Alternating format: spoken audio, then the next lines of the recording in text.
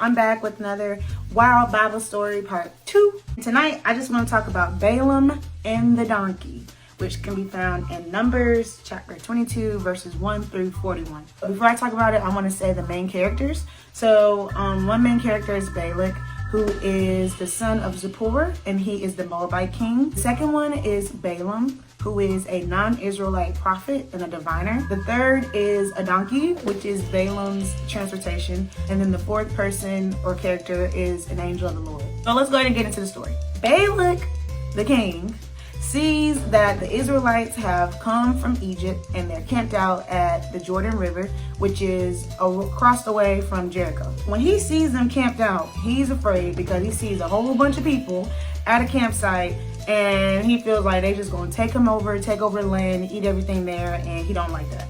So the king tells his officials that he's gonna call up Balaam and he's gonna ask Balaam to do him a favor. So he's like, hey Balaam, I see some people camped over here at the Jordan River, and I feel like they're gonna come and take all our stuff, and it's just a whole bunch of people. I don't know what they're here for.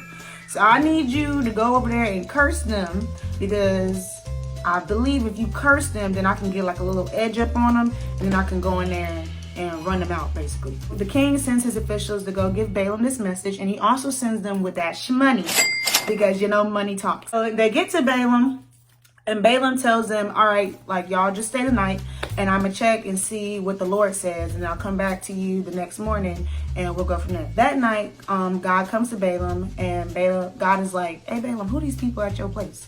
And Balaam's like, there are these officials from the Moabite king, and he wants me to do such and such to these people that's camped out at the Jordan River. God was like, no, don't curse them, because those people are blessed. So Balaam was like, all right, bet, I'm gonna let them know they gotta go. So the next morning, Balaam tells the officials, like, God told me I can't do it. Like, so the people go back to Balak and tells Balak that Balaam said no. So then the king was like, nah.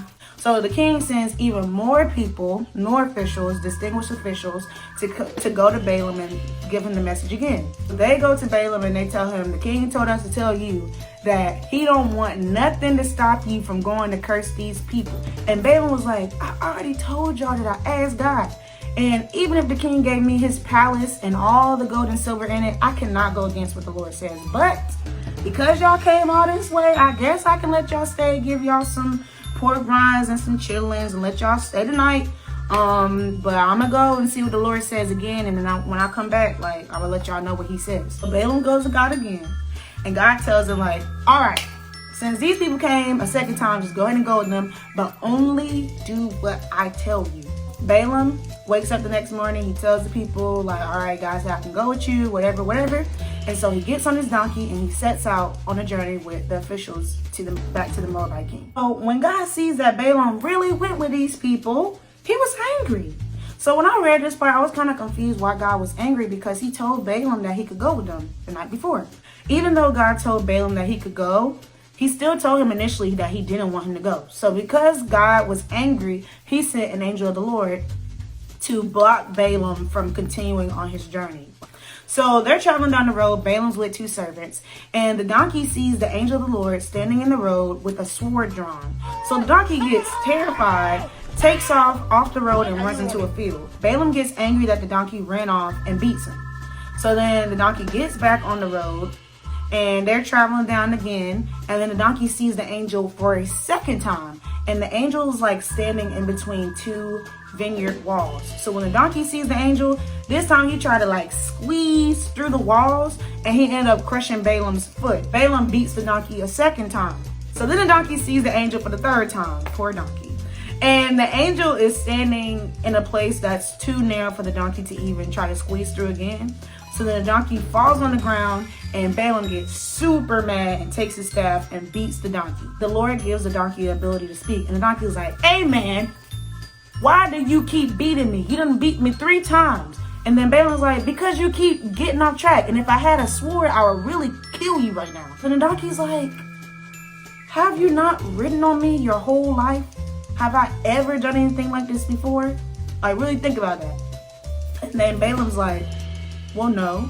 And then the Lord opens up Balaam's eyes, and he sees the angel of the Lord standing there with the sword. Then Balaam immediately falls to the ground and bows before the angel. And so then the angel tells Balaam, like, why did you beat this donkey 3 times? I've been standing in the middle of the road trying to get your attention to keep you from continuing on.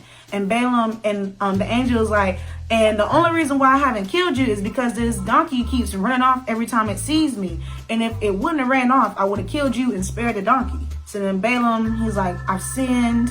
I didn't see you on the road, and if God really doesn't want me to continue on this journey, like, I'll go back home. And the angel's like, nah, you done got all the way out here now. Go ahead and continue on. But remember to only do what the Lord tells you to do. So Balaam continues on the journey, gets to the Moabite king. When the Moabite king hears that Balaam's there, he goes to Balaam and he's like, hey man, I done sent for you like 2 times. Why didn't you come the first time? You didn't believe I had the bank to pay you to curse these people? And Balaam was like, listen, you don't even know what I've been through with my donkey. My donkey done been on crack or something, got possessed, started talking to me like we in a daggone Shrek movie. I'm here now, but I'm only gonna say what the Lord tells me to say and do.